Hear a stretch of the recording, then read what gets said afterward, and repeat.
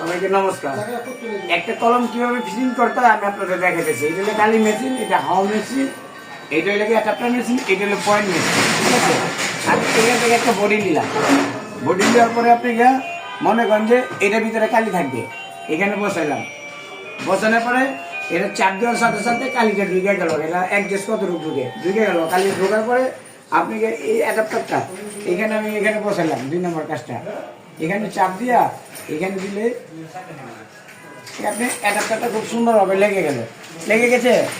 3 নম্বর কাজ। তারপরে যেখানে একটু পয়েন্ট আছে, এই পয়েন্টটা এখানে দিলাম। এখানে দিয়া আপনি চাপ দিলাম, এই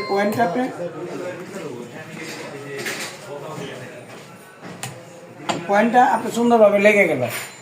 পয়েন্টটা লেগে গেল, মনে করেন যে একটা কলম কমপ্লিট। এখানে নাম কি বিভিন্ন ধরনের 10 পিসের পাতা পাবেন, 12 পিসের পাতা পাবেন। আপনাদের নামে প্রিন্ট করতে আসছে। আপনারা যে ব্যবসা করতেছেন অনলাইনে নাম্বারটা থাকবে, সরাসরি যোগাযোগ করে চলে আসবেন।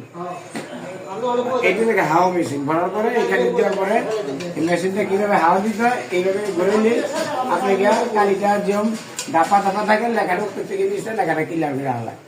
সবাইকে নমস্কার।